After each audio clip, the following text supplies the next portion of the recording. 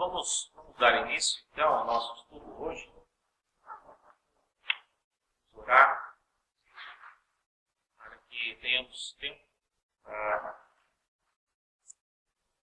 Uma hora passa tão rápido, né? Vamos começar na hora. Que a gente possa usar, né? Orar. Muito obrigado a Deus pela oportunidade que temos de estar na tua casa depois de um longo dia de trabalho.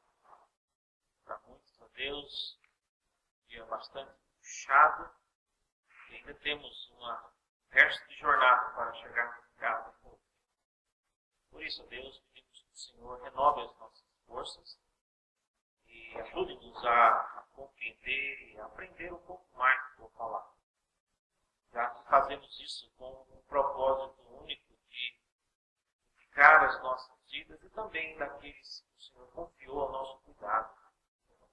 Dá-nos o teu Espírito para isso e ajuda-nos nesta tarefa. Nós oramos em nome de Jesus.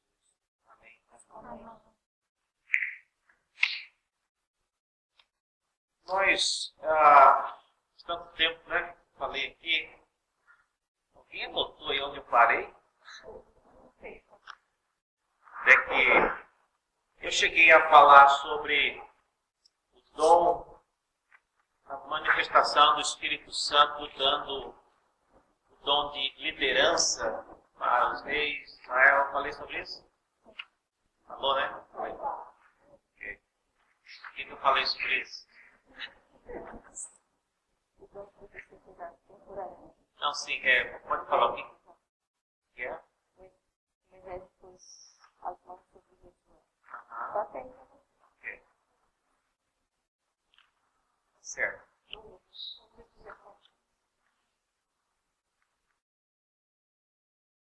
Isso. Eu queria então começar desse ponto mostrando que a manifestação do Espírito Santo no Antigo Testamento ela vai além de uma mera capacitação para que um homem ou uma mulher de Deus realize proezas do tipo daquelas que Sansão fazia. Até hoje eu não entendo como é que ele conseguiu amarrar o rabo de 300 raposas, ainda colocar fogo entre eles. Não sei se você já tentou sequer dobrar o rabo de um cachorro. Não é uma coisa simples, né? Não tem como amarrar o rabo do Em todos os casos, a presença do Espírito Santo ela não é só para esse tipo de atividades, de proezas. Um exemplo disso, quando lá em 1 Samuel, no capítulo 10, versículo 6, quando Saul ele é ungido rei em Israel, nós lemos a respeito dele e isso é muito importante a gente saber, porque Saul ele vai se tornar uma pessoa, uma incógnita, não é mesmo? Ele é uma pessoa problemática, mas é importante você saber que desde o início ele tinha uma presença do Espírito na vida dele. Capítulo 10, 1 Samuel 10, versículo 6, nós lemos assim. Isso logo depois que ele foi ungido, né? Ele diz assim, diz que o Espírito do Senhor, está dito, o Espírito do Senhor se apossará de ti, você vai profetizar. Nós já falamos, para que o rei precisava profetizar? Boa pergunta. Terceiro, você será mudado em outro homem. Então, o homem que vai ser o Saul daqui em diante é um homem mudado. Pode perguntar, reverendo, então o que ele devia ser, né? Porque depois de mudado, ele era o que era, o que ele era então, antes dele ser mudado? Não precisamos, irmãos, tem muita gente que é apressada em culpar Saul de tantas coisas, porque ele desobedeceu rápido a Deus. Essa ideia de desobedecer rápido, Salomão também desobedeceu muito rápido. Davi também.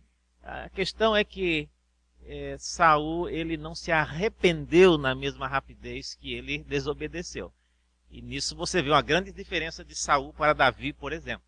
Tá? Salomão, depois a gente trata de Salomão. Então, eu queria iniciar com essa palavra, mostrando que a manifestação do Espírito, ela vai além de uma mera capacitação para tornar a pessoa mais forte, capaz de realizar proezas como aquelas dos dias de Sansão. Isso, então, é seguido por uma informação, veja lá no capítulo 13, 13 não, vamos direto para o capítulo 16, quando já depois de Saul ter sido rejeitado, Davi, ele é ungido rei em Israel. Capítulo 16, em 1 Samuel, no versículo 13, nós lemos assim: que tomou Samuel o chifre do azeite e o ungiu, ou seja, ungiu Davi no meio dos seus irmãos. E daquele dia em diante, o Espírito do Senhor se apossou de Davi. Não fala nem que ele se tornou num outro homem e também não fala que Davi profetizou. Então, já aqui quebra uma norma de que a pessoa, o rei de Israel, todos eles que foram cheios do Espírito Santo para aquela função, eles profetizaram em seguida. Aqui não fala que Davi profetizou. Tá? Então, mais para frente vai falar, mas aqui não fala. O que eu estou interessado no versículo 14, logo depois que Davi é batizado, é ungido rei. Versículo 14 diz que, tendo-se retirado o Espírito do Senhor de Saul, da parte deste um espírito maligno o atormentava. Então, o espírito que estava em Davi é o mesmo que estava em Saul. Isso mostra então que o Espírito de Deus agindo nos reis de Israel era um espírito, era uma capacitação do Espírito para a liderança, para agir como um rei em Israel. Então não era o Espírito Santo que regenera, que leva a pessoa à salvação. A eleição, nem a de Saul, nem a de Davi, elas não dizem respeito à eleição para a vida eterna. O Espírito sair de Saul não significa que ele deixou de ser crente, que ele perdeu a salvação. Absolutamente nada disso está relacionado com salvação. Nós estamos falando aqui de um espírito de capacitação para essa tarefa. Mas, reverendo, é o Espírito de Deus. Eu sei. Mas o Espírito de Deus, ele manifesta e ele age de diversas maneiras. E uma delas é essa, dando ao rei de Israel a capacidade de ser alguém que agisse com sabedoria, que agisse de maneira que aquilo que ele julgasse, por exemplo, se tornasse um ato notório e, ao fazê-lo, aquilo se tornasse um instrumento de evangelização. Vocês devem se lembrar do famoso episódio quando Salomão quis dividir uma criança no meio e diz que as mães acharam aquilo um absurdo e ele descobriu então quem era a mãe verdadeira. Atos como este faria do rei de Israel uma pessoa conhecida por todo o mundo antigo. Tá certo?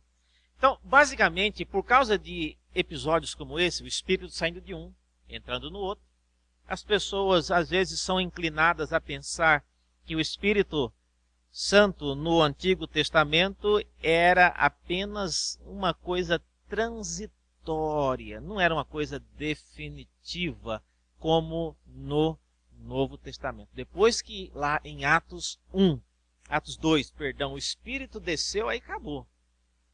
Agora é diferente. Mas você vê hoje o Espírito habitando profundamente na vida de todos os cristãos da mesma maneira? aquilo que Deus, pelo seu Espírito, capacitou, por exemplo, aquele grupo que estava lá naquele recinto, e eles começaram a cada um falar em línguas diferentes, com as labaredas de fogo descendo sobre, era como de fogo, né? Porque se fosse de fogo, matava. Era como de fogo e vinha sobre a cabeça de alguns indivíduos. E eles então começaram a falar, cada um no idioma da região ali. E esse foi um dom especial. Ainda que depois daquele dia, outras pessoas falaram em línguas, outras pessoas tiveram o dom de línguas, nem todos, ou até onde eu sei, ninguém mais teve essa experiência de falar em línguas com a labareda descendo do céu em cima da cabeça. Então é também uma manifestação transitória, passageira. O dom que o apóstolo Paulo teve, possivelmente dado pelo Espírito, para ressuscitar aquele indivíduo que dormiu no culto, onde ele estava pregando, chamado Eutico, né? Ele caiu da janela e morreu. E Paulo ressuscitou o rapaz. Olha que eu não sei de outro apóstolo que tenha ressuscitado alguém, ou de alguém mais. O Novo Testamento não fala de alguém mais ressuscitando, ou de várias pessoas com o dom de ressuscitamento. Eu não conheço e também não lembro de ter visto. Então, por falar em ressuscitamento, né, abrindo um parênteses aqui, não sei quantos sabem, mas faleceu hoje às 10h40 da manhã o pastor Ari Veloso. Eu não sei quantos lembram dele. Foi pastor na Igreja Batista do Morumbi. E ele já morava em Londrina há alguns anos, né, mais de 15 anos. E ele faleceu hoje lá em Londrina. Então, nós não temos ninguém que tenha o dom de ressuscitar para ir lá agora ressuscitar as pessoas. Então, eram manifestações também temporâneas e específicas. Portanto, por que achar que o Espírito Santo que manifestava em ocasiões seletas no Antigo Testamento era de qualidade inferior daquela do Novo? O Deus é o mesmo. O Espírito Santo é o mesmo. As pessoas são as mesmas. A diferença, então, não está na transitoriedade, mas nós vamos ver que o objetivo que Deus ele manifestava no Antigo Testamento era diferente. E hoje, nós vamos ver, talvez o foco maior de hoje é a manifestação do Espírito Santo no Antigo Testamento relacionado à profecia. Aí é que a maioria das dificuldades elas acontecem. O dom de profecia no Antigo Testamento e também no Novo. Então, tudo isso é concedido pelo Espírito Santo. Então, vamos pensar um pouco sobre isso. Eu queria hoje tentar mostrar que há pelo menos 5 fases do profetismo que o Espírito Santo ele concedeu no Antigo Testamento. 5 fases. Então, hoje é o Espírito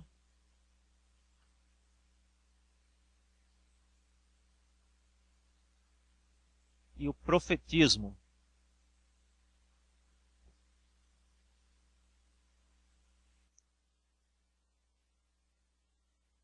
A primeira fase, que a gente chama do profetismo no Antigo Testamento, que o Espírito Santo ele concede, a gente chama o período mosaico. A passagem clássica para isso é a passagem de Números 12:6 e Deuteronômio 18. Alguém abra, por favor, Números 12, 6 e outra pessoa Deuteronômio 18, de 15 a 16. Veja que Moisés, ele é talvez o primeiro e o maior de todos os profetas, ainda que o livro dos Salmos tenha referido, eu não lembro aqui, mas fala de Abraão como tendo sido profeta, mas mesmo se Abraão foi profeta, a gente não sabe o que ele profetizou. Talvez uma referência mais generalizada, mas Moisés é, via de regra, o primeiro profeta. E veja esse texto em Números, Números 12, 6. O que é que diz lá?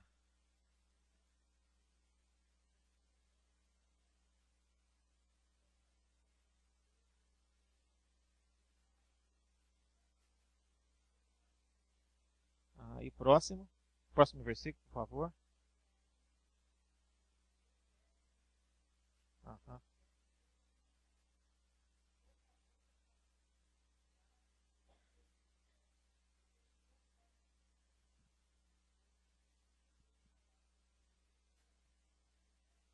Então, no período mosaico, o profetismo ele era feito com Deus comunicando diretamente com a pessoa. No caso, Moisés, ele é privilegiado nesse sentido.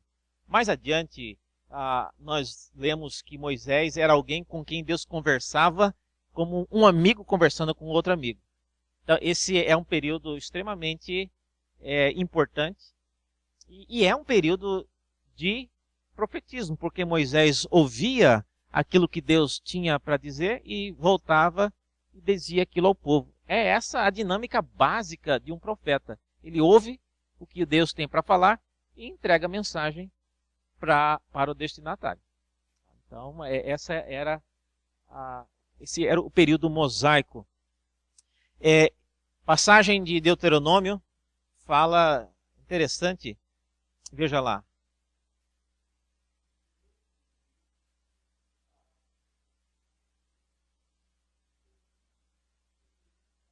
Semelhante a mim, olha só. Pode continuar.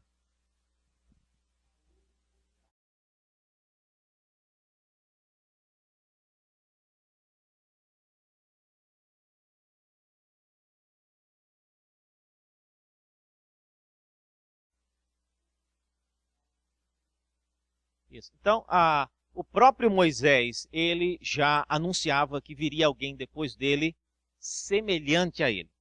Só que não seria totalmente igual, era semelhante. Um segundo período, onde já é o período que a gente chama período de Samuel e Reis. Nesse período, os profetas, como era o caso de Samuel, e o Espírito habitava na vida de Davi, passava para Saul e fazia todas essas coisas, mas no período de Samuel, o dom concedido pelo Espírito para que as pessoas profetizassem era visando, na maioria das vezes, como era o caso de Saul, era uma profecia que, de alguma maneira, ajudava no trabalho de liderança, no exercício da liderança e do seu ministério como rei. Pergunta, reverendo, o que é que ser rei tem a ver com profecia? Eu não estou entendendo ainda. Por que um rei tem que profetizar? Irmãos, a profecia, toda a palavra profecia em grego, ela significa você verbalizar alguma coisa. Então, quando Saul, Davi, todas essas pessoas, elas profetizaram, ainda que nós não tenhamos o conteúdo daquilo que elas falaram, ao falar que elas profetizaram, elas disseram alguma coisa. Eu não sei quantos lembram agora de cabeça a ocasião quando Saul ele ficou furioso porque Davi ele ouviu falar que Davi ele estava se escondendo lá junto com os sacerdotes na cidade de Nob, lembram lá? E e ele mandou um grupo de soldados para ir lá prender Davi. O que aconteceu? Os soldados chegaram lá, e a hora que chegaram, como se um espírito maior assimilou-os, e eles começaram a profetizar e não voltaram para dar, nem pegaram Davi, nem voltaram para falar para Saul o que tinha acontecido. Eles começaram a profetizar junto com os sacerdotes de Nob. Saul mandou uma segunda equipe. Depois da segunda equipe, chegando lá, mesma coisa. Eles foram chegando para prender, mas eles acabaram profetizando junto com eles que estavam lá. E a terceira equipe, a mesma coisa. Por fim, Saul resolveu ele mesmo ir. E ele chegou lá, chegando, né, esbaforido, pronto para pegar Davi, pegar todo mundo. Chega lá, diz que ele também, o próprio Saul, acabou se curvando e profetizando junto com os sacerdotes, e aí as pessoas até acharam que essa história toda que eu estou contando está lá em 1 Samuel, no capítulo 19. Depois vocês leiam aí mais sobre isso. Então, observe que o ato de profetizar era um ato dado pelo Espírito Santo e era uma maneira de, em ocasiões específicas, homens e mulheres de Deus traziam palavras específicas de Deus para uma situação, e aquilo acabava diluindo uma situação de discórdia, uma situação de perseguição, como era o caso de Saul perseguindo Davi. E diz o texto, inclusive, que Saul ele foi tão tomado pelo Espírito que, isso no capítulo 19, que eles achavam até que eles perguntaram, mas agora Saul faz parte dos profetas, né? Porque ele já está profetizando junto com eles. Tamanha foi a manifestação do Espírito na vida de Saul nessa ocasião. Então, era uma situação temporária, porém bastante profunda. Dentro desse período de Samuel e Reis, uma coisa importante, a Bíblia ela não quis, por razões que eu não sei, mas Deus ele não quis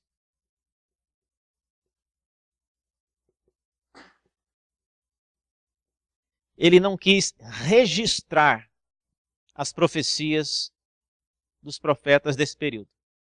Nós não temos nenhum registro daquilo que Elias falou, por exemplo. Não, reverendo, tem lá no livro de Reis, não. Fala sobre a vida dele, sobre os milagres que ele fez, sobre as várias coisas que aconteceram com ele, mas o livro da profecia de Elias não tem. O livro da profecia de Eliseu também não tem. O livro das profecias de Samuel também não tem, porque o livro de 1 e 2 Samuel não falam só de Samuel. Aliás, Samuel morre, capítulo 25 de 1 Samuel já fala que ele morreu. Isso de 1 Samuel. Tem um outro Samuel em 2 Samuel, então nem os livros de Samuel falam só sobre Samuel.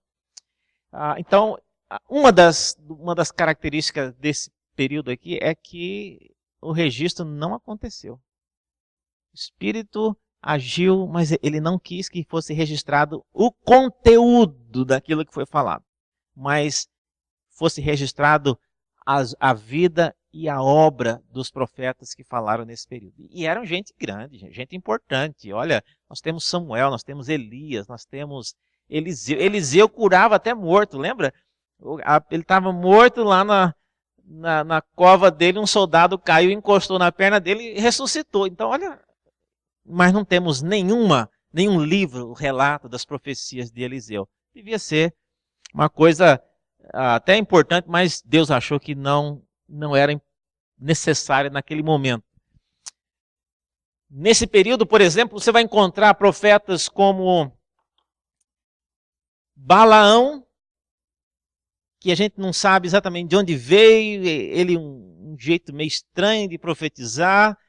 Ela era a profecia alugada, né? Ele recebia para profetizar, e Deus, lá em Números, no capítulo 22, 24:2, especificamente, fala que Balaão, pelo poder do Espírito Santo sobre ele profetizou palavras. E vocês sabem a história, mesmo sendo um profeta fora do povo de Israel, o Espírito Santo agiu na vida daquele homem, que mesmo tendo sido contratado para amaldiçoar Israel, ele começava a falar, e aí a maldição dele virava numa bênção. E a pessoa que contratou o serviço achou aquilo extremamente uma brincadeira de mau gosto, né? Porque pagou para o cara amaldiçoar e ele vai, além de não amaldiçoar, ainda abençoa aqueles contra quem Balaque queria a maldição. Um terceiro período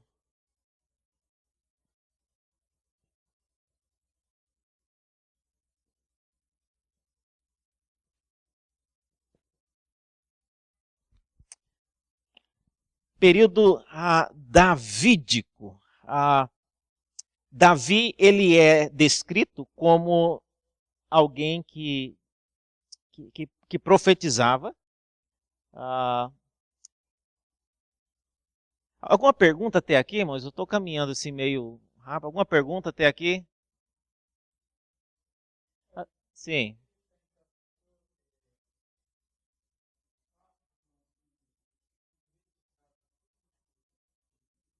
Aham.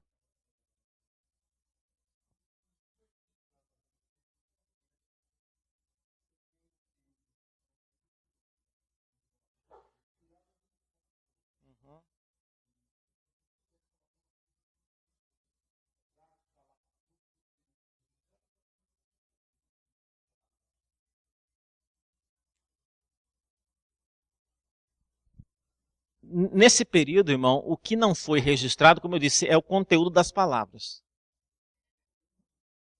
O conteúdo delas.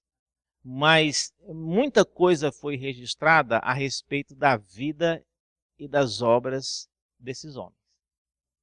Então, e é interessante que hoje nós conhecemos muito mais da vida e das obras de Samuel do que conhecemos, por exemplo, de Isaías. Isaías já é o inverso. Nós temos muitas palavras dele, mas sabemos muito pouco de quem ele era, se ele era casado, solteiro, onde ele morou. A gente sabe pouco. Então, foi propósito de Deus a fazer as coisas dessa maneira aí.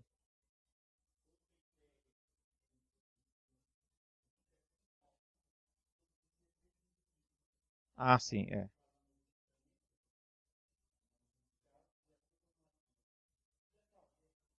Eu vou já, mas na sequência, tá? Eu vou falar sobre isso. Um terceiro período, então, é o período davídico.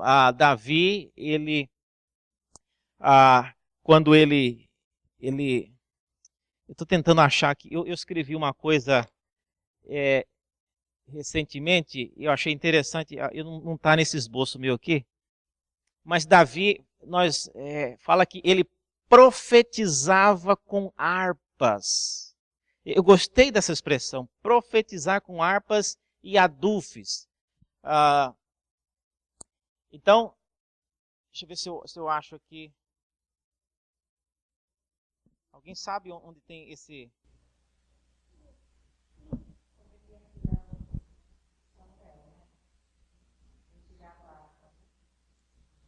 Não, isso aí ele não é profetizar com harpa, não. Essa expressão não aparece aí.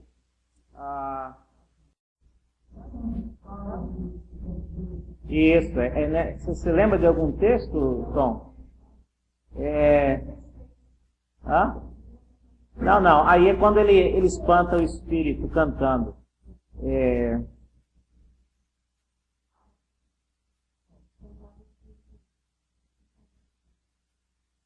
Espera aí.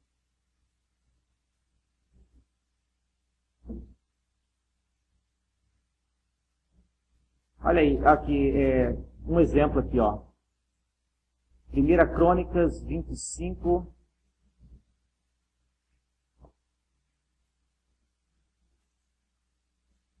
Primeira Crônicas 25, 3, fala que Davi, ele tinha 3 pessoas que são mais de 161 vezes referidos nos Salmos como eram os auxiliares de Davi na composição dos Salmos. Eram eles Asaf, Hemã e o famoso Jedutum. Jedutum, ele é o chamado o mestre do canto, que algumas vezes, vocês já viram que tem algum salmo que fala, esse salmo é dedicado ao mestre de canto. É esse aqui. Tá? É o Jedutum. 36 vezes dessas 116 aparece falando Jedutum, o mestre de canto. Então, é ele que é o mestre de canto, para quem alguns salmos foram dedicados. E nesse caso aqui, fala que o Jedutum, sob a direção de Jedutum, seu pai, né, que profetizava com harpas. Então, veja, o ato de profetizar com harpas. E o que seria profetizar com harpas? É exatamente a atuação do Espírito na vida de homens como esses 3 aqui e o próprio Davi, compondo alguma coisa que viesse a ser a palavra de Deus, e que hoje é o livro dos Salmos. Então, aquilo que Davi produziu não era simplesmente um corinho, um hino. Hoje nós temos hinos que não são inspirados, tanto no hinário quanto de qualquer outro lugar. Então, o hino ser bonito, ser antigo, ser conhecido, não é requisito para ser inspirado. O requisito é que essas pessoas, elas tinham uma atuação especial do Espírito. Então, o Espírito trabalhava nessas pessoas, no caso aí, Jedutum, Asaf. Asaf escreveu vários salmos com Davi. Asaf era conhecido como o cronista. Ele escrevia mais do que o Jedutum. Jedutum, ele era o cantor. E também há uma expressão interessante que fala que, olha só em 1 Crônicas 25, versículo 5, alguém leia aí.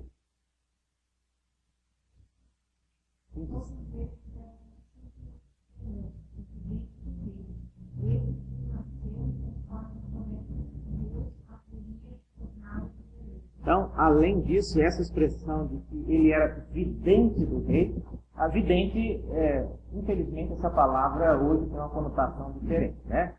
A gente já pensa logo numa cigana, numa cartomante, mas não tem nada a ver no sentido bíblico da palavra. Vidente é alguém que conseguia ter visões. Samuel, ele é chamado de vidente no livro de Samuel. Essa é uma expressão mais antiga para se referir a um profeta num período quando o registro não era importante. Então, o Espírito Santo trabalhando na vida desses homens. Tá? Asaf, Davi, Asaf, Hemã e Jedutum, eles foram profundamente usados por Deus para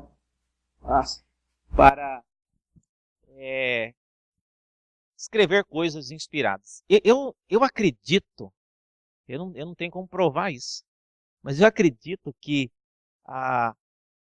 várias vezes que Davi teve que consolar e espantar o espírito de Saul, enquanto Saul estava irado, Davi ele não só tocava, ele cantava também. E aquilo que ele falava ajudava o espírito e também Saul acalmar os ânimos, né?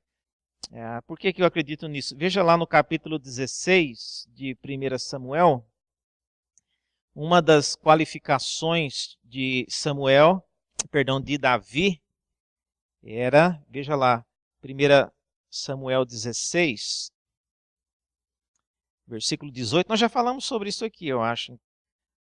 Olha as qualificações de Davi. Ele era forte, valente, homem de guerra e sisudo em palavras. Sisudo em palavras não é uma pessoa que não tem trava na língua ou a pessoa grosseira. Sisudo, ele manejava bem, ele era uma pessoa com uma retórica muito boa.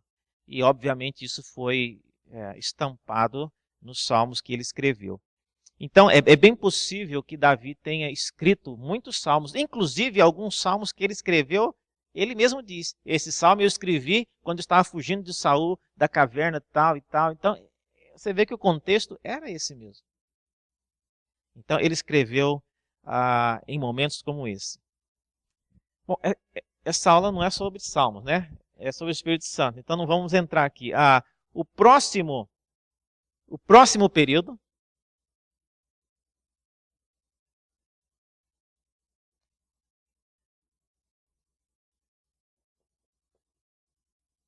é o período profético propriamente dito, quando nós conhecemos os profetas maiores e menores.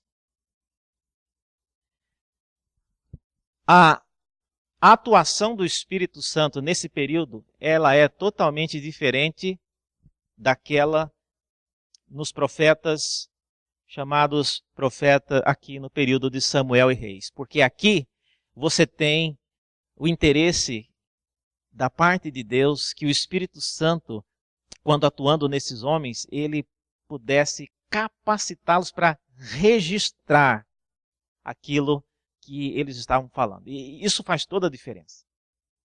É por isso que nós, vamos deixar só eu, né? Não vou incluir vocês na minha convicção, mas é por isso que eu não acredito que o dom de profecia hoje, que eu acho que existe, ele não é igual ao ministério profético desse período. Nem os profetas do Antigo Testamento desse período eram igual a esse aqui. Que dirá nós hoje que somos algum, ou quem for profeta hoje. Então, é muito distinto. Nós vamos ver por quê. Então, nesse período, você tem homens e também mulheres de Deus que eram profetas, e mulheres, não dá nome em uma, né? A profetisa Hulda, que ela era excelente em grego e hebraico, essas coisas. E no dia que deram sumiço na Bíblia, lá nos dias de Josias, se não fosse essa Hulda, ele não sabia nem que livro era aquele. Pensou um dia, daqui a 100 anos, vou arrancar aquela tábua ali do fundo da igreja. E vamos dizer que daqui a 100 anos, Deus permita que não aconteça isso, né? Mas a igreja de Santa Mário já desviou totalmente da palavra, não prega nem a Bíblia mais. E aí eles acham um livro enfiado atrás daquelas tábuas ali. E aí o livro é de um tal de Almeida. João Ferreira de Almeida. Quem é esse homem, né? Aí vai levar para alguém. O senhor conhece esse Almeida? Então, é isso que aconteceu. Essa Hulda, ela sabia que aquele livro era o livro da lei. E ela ainda falou, olha, se metade do que isso aqui está falando for verdade, vocês estão fritos, porque isso aqui é condenação para vocês. E Josias prontamente arrependeu-se, e vocês sabem a história. Então, o ministério profético, Deus tinha interesse em registrar. Vamos pegar um exemplo para vocês entenderem isso, como é que o Espírito agia aqui. Vamos pegar a profecia de Jonas. Rapidamente, eu não estou preocupado exatamente em detalhes, mas qual é a profecia que Deus deu para Jonas? Alguém lembra? Qual que é a mensagem? A visão que Jonas teve. Imagine Jonas, uma certa noite, ele teve a visão e Deus comunicou a mensagem para ele. Qual que era a mensagem que Deus deu para Jonas? Você lembra? Não, um pouquinho mais específico. Qual que era a mensagem que Jonas tinha que entregar? Exatamente, Nélia. Era simples a mensagem. Talvez uns 2 versículos só. Vai a Nínive e fala que em 3 dias, não, 3 dias é o tempo que gastava para atravessar a cidade. 40 dias.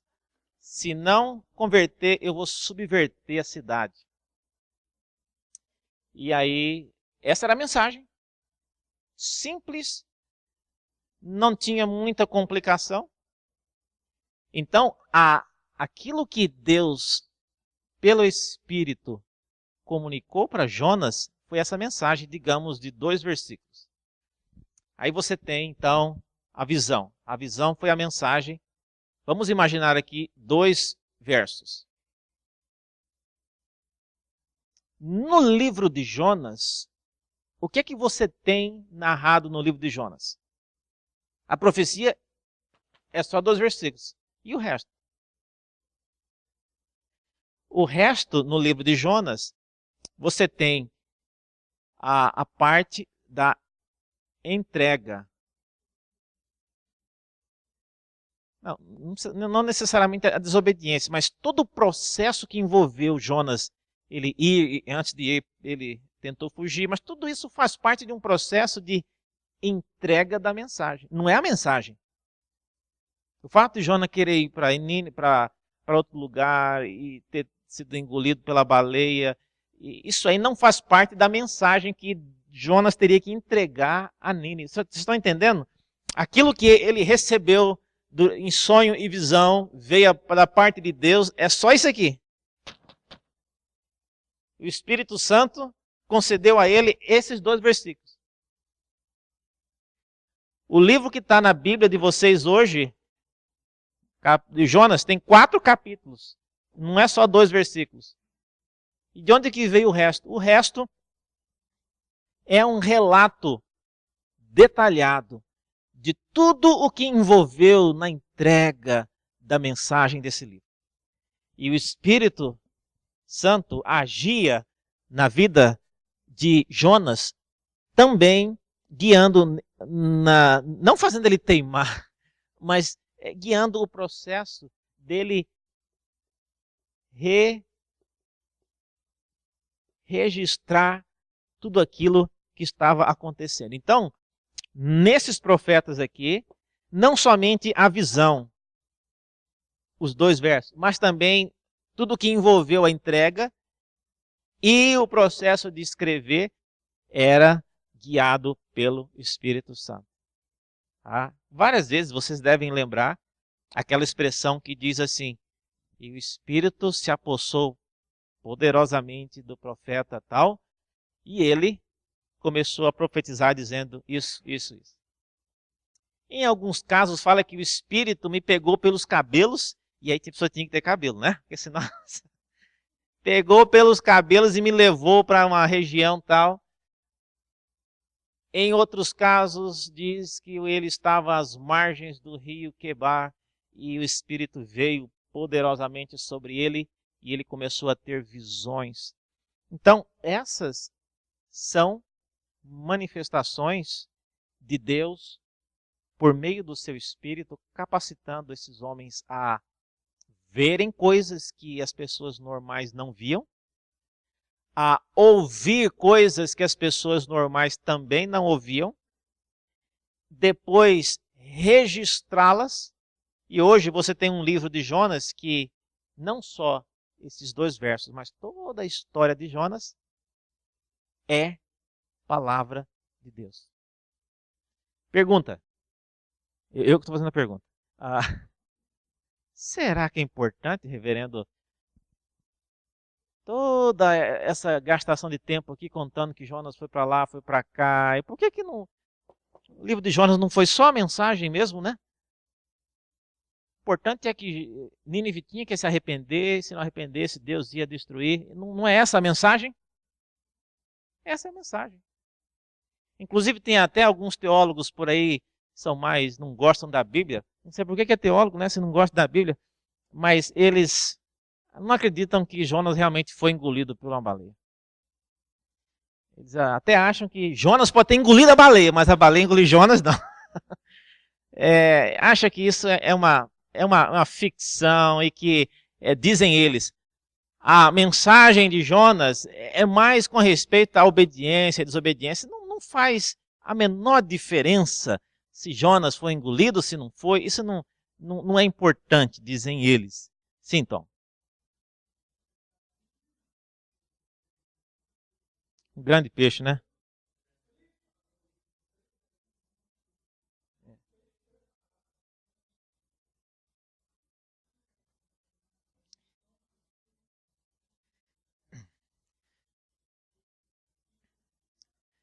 Não, mas preparou no sentido de trazer, porque essa expressão grande peixe, ela é muito conhecida no Antigo Oriente Próximo.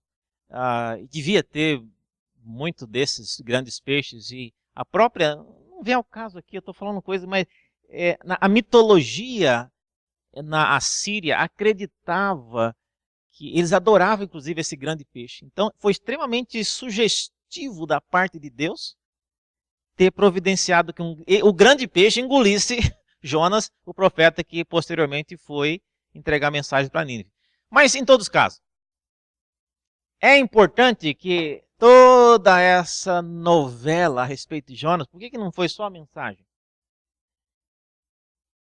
Jesus, lá em Marcos capítulo 12, ele, do nada, ele fala, né, para os fariseus e hipócritas lá, olha, o sinal de Jonas.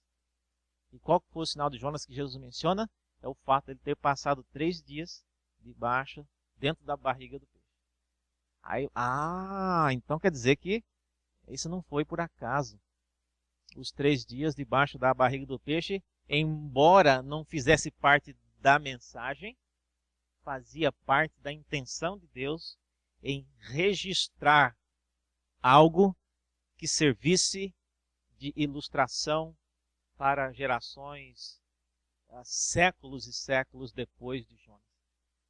Então, é isso que o Espírito faz. Tá? E nesse período, você tem o registro de uma quantidade enorme. Eu não sei quantos já tiveram a curiosidade, mas vocês sabiam que só os profetas maiores e menores, só esses 2 grupos aqui, a quantidade de texto já é do tamanho do Novo Testamento? Só esses 2 aqui. Tá? Quantidade de texto. Não é contar os versículos, mas a quantidade de texto. Então você vê que Deus, ele revelou muita coisa. Muita coisa. E às vezes as pessoas elas ficam só no Novo Testamento e esquecem que a Bíblia inteira ela é a palavra de Deus. Por último, tem o período que a gente chama apocalíptico e o que o irmão mencionou lá, preditivo. Especialmente o profeta Daniel, no capítulo 7 até o capítulo 12, Daniel ele usa uma linguagem profética apocalíptica de nenhum outro profeta usou. Há alguns trechos de Isaías, em alguns trechos de Ezequiel, mas não como Daniel. Ao ponto da tradição judaica nem achar que Daniel era profeta. Eles colocam Daniel como um livro histórico, porque as profecias de Daniel são tão detalhadamente esboçando a história futura que os judeus eles colocam Daniel como sendo um livro histórico. Um histórico, assim, escatológico, né? Alguém já teve a curiosidade e teve o tempo, lógico, tinha que ter a curiosidade e o tempo. E eu vou perguntar para vocês que talvez, não sei se tiveram nem a curiosidade nem o tempo, mas quantos por cento de material preditivo há em toda essa literatura dos profetas maiores e menores? Alguém já chutando assim, imagina, material preditivo é alguma coisa do tipo, e a virgem conceberá e dará à luz a um filho, esse tipo de coisa. Quanto por cento você acha de material como esse tem nos profetas maiores e menores? Porcentagem, mais ou menos assim, quanto vocês acham? 100%? 100%. Material preditivo, falando material desse tipo assim, né? Eis que a virgem conceberá, dará à luz a um filho, ou material do tipo de Daniel, capítulo 7 a 12. 30%, estimativa. É isso mesmo, estimativa. 10. Tá caindo. Começou com 100 aqui, já está em 10. Material, isso só nos profetas, né? Gente, primeira vez que eu vi isso, eu fiquei pasmo. E aí a pessoa mostrou os textos. E quando eu falo de material preditivo, eu estou falando de material do tipo específico. A virgem conceberá e dará um filho, que será chamado Emanuel. Isso aponta diretamente para Cristo detalhes. Ou quando Isaías 52 fala sobre o servo sofredor, esse tipo de material perfaz um total de 6%. 6%. Eu não estou dizendo que então que todo o resto não são profetas, não. Eu estou dizendo que se você ler, vamos pegar, por exemplo, o profeta Isaías. Quem lê o profeta Isaías inteiro vai ver que o Espírito Santo capacitou esses homens não só para fazer predição, mas também para ser uma palavra extremamente crítica à política da época, à igreja da época, ao rei, à rainha, ao filho do rei, à mãe do rei. Eles tinham uma palavra extremamente contextualizada. Só para um exemplo. Essa questão de a virgem conceberá e dará à luz um filho, alguém lembra o contexto que Isaías falou isso? Ele estava num pé de guerra com o rei Acais. Acais querendo fazer uma coligação com o rei da Síria para uma guerra contra Israel e o reino de Arã. E Isaías interferiu, falou, não vai. Fica no seu lugar que Deus vai ajudar. E Acais, eu não sei, mas será? E vai, não vai, vai, não vai. Isaías foi firme. Não entra nessa, Acais. E Isaías percebeu que Acais não estava convencido. Ele estava querendo entrar realmente nessa colisão, essa coalizão. E Isaías fala, rei, você tem certeza de que eu estou com a palavra da parte de Deus? Faça isso. Pede um sinal.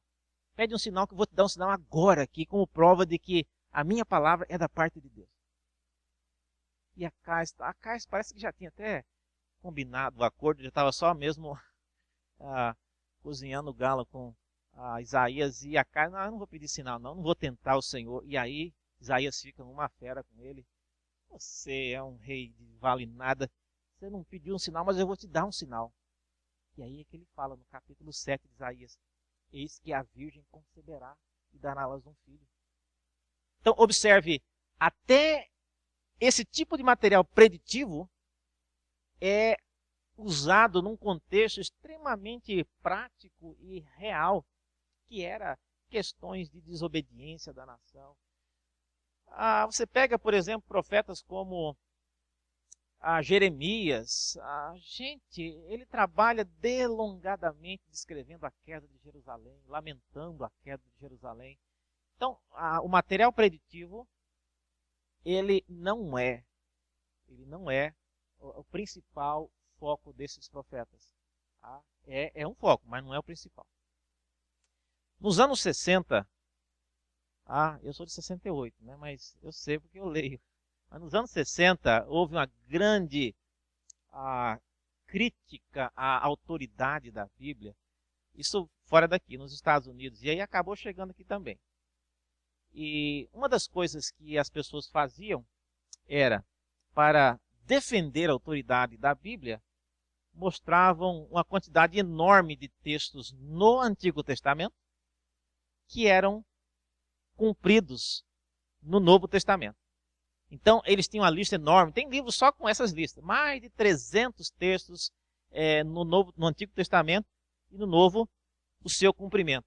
E por causa disso, essa tendência de trabalhar com a predição e cumprimento ficou muito famosa. Tá? Então, as pessoas falam, olha aqui, ó, isso aqui foi profetizado 500 anos antes. E aqui cumpriu exatamente. Então, a Bíblia, ela é extremamente verdadeira. Bom, a Bíblia é verdadeira de qualquer forma.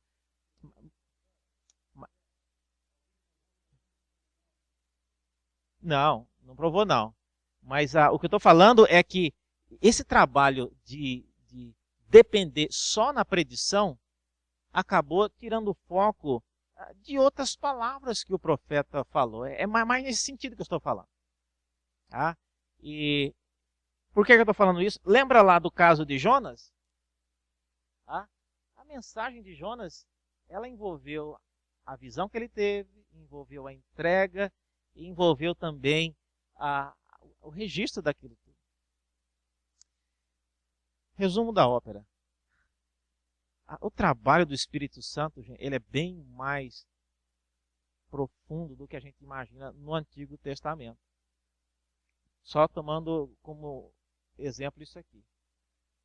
Você lembra quando Daniel recebeu as primeiras visões dele e ele não entendia o que ele recebeu? Em uma ocasião ele ficou 21 dias aguardando voltar a conexão, que ele perdeu o sinal, a rede dele caiu, não era nem a Wi-Fi, nem 3G, nem nada, sumiu tudo. E aí quando depois de 21 dias ficou sabendo que tinha um tal de príncipe da Pérsia que estava bloqueando o sinal e não deixava o anjo da parte de Deus vir e trazer o quê? O que o anjo ia trazer? É o significado, né? A compreensão. E Daniel ficou tanto tempo com essa mensagem sem significado que diz que ele quase adoeceu. Então o Espírito, por meio daquele anjo, vem e traz o significado. Então era sim uma atuação bastante forte e poderosa, mas era uma ação específica, ia muito além de ser preditiva, tá? Envolvia também aspectos morais, religiosos e sociais. A hora já é chegada. Pergunta.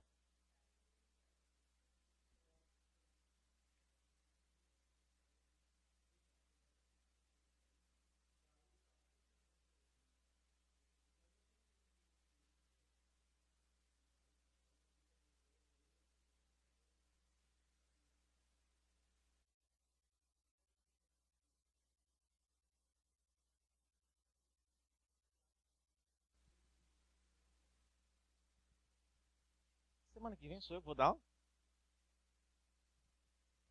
Essa pergunta é muito boa, mas tá muito tarde para responder ela.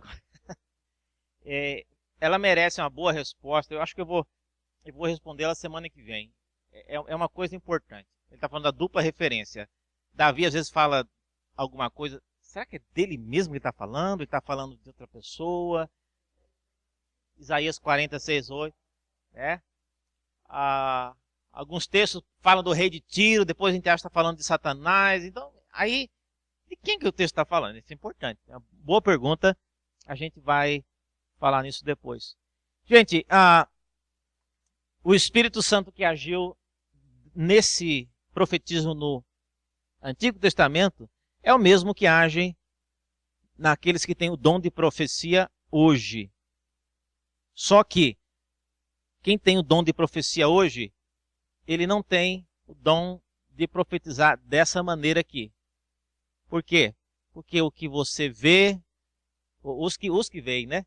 Eles não vão registrar da maneira como esses profetas registraram. Porque senão, as últimas páginas em branco lá da Bíblia iam ter que ser acrescentadas com novas profecias. Não é o caso. Os profetas, nesse estilo, também muito pouco. Corinho ou hino profetizado que virou página da Bíblia também não é o caso. Então, o que é o profeta hoje? Talvez o melhor exemplo seria o do próprio Moisés. Depois, Deuteronômio capítulo 1, versículo 6, fala que Moisés, uma das coisas que ele fazia é que ele explicava a lei. Ele foi aquele que falou para a segunda geração. Só isso, reverendo? Só explicar. Não é só explicar, mas uma explicação que vê coisas que as pessoas elas não veem de maneira natural. Você terá pessoas que são homens e mulheres de Deus que, quando Deus quer usar, Ele pode usar pessoas para, através de uma palavra, lançar um desafio para uma igreja, para uma geração, e aquilo tem um impacto profundo sobre aquela geração. E depois passa aquilo, nunca mais Deus usa aquela pessoa. Eu acredito, embora hoje ele esteja bastante numa dinâmica bem diferente, mas eu acredito que Deus usou no passado muito o reverendo Caio Fábio. Foi um profeta. Mas hoje ele não faz mais o que ele fazia. E, inclusive, Deus usou a vida dele para me chamar para o ministério, isso em 86. Hoje a situação é bem diferente, infelizmente. Mas Deus usou uma pessoa num período e trouxe grandes bênçãos. Né? E assim vai. Deus levanta outros. Em cada geração tem algumas pessoas diferentes.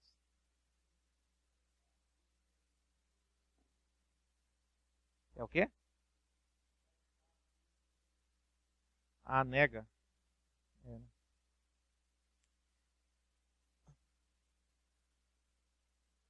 Como é que é? Lógico. É lógico. Exatamente. E quando isso tem demais, gente, tem demais. Eu canso de ouvir pessoas, reverendo, essas noites eu sonhei com a minha tia e que ela ia viajar e que o carro ia capotar. E não é que o carro capotou mesmo, reverendo? O que é isso? Eu não sei o que é isso. Uma coisa eu sei, que a profecia da parte de Deus, quando ela é da parte de Deus, no caso desses modos, ela era registrada e ela tinha um propósito específico. Hoje, o carro vai capotar, se a pessoa vai casar com ciclano ou beltrano, isso não faz parte da agenda de Deus, e eu tenho certeza de falar isso, não é porque eu conheço os corações, é porque eu conheço 1.500 anos de história da atividade profética. E eu sei que Deus nunca se envolveu detalhadamente com apontar carro vai capotar e essas coisas assim. Algumas vezes sim. Ele mandava um profeta como Naum para a cidade de Nínive com a profecia, olha, essa cidade ela vai cair e vai cair por meio de uma enchente específica. E não é que caiu mesmo? É através de uma enchente. Então, quando Deus quer, Ele faz. Mas isso com um propósito, assim, mas na história, isso é uma coisa bem rara. Tá bom? Semana que vem, vamos começar com essa pergunta, né? Ela é muito importante. Você pode me lembrar que eu vou começar com ela. Certo?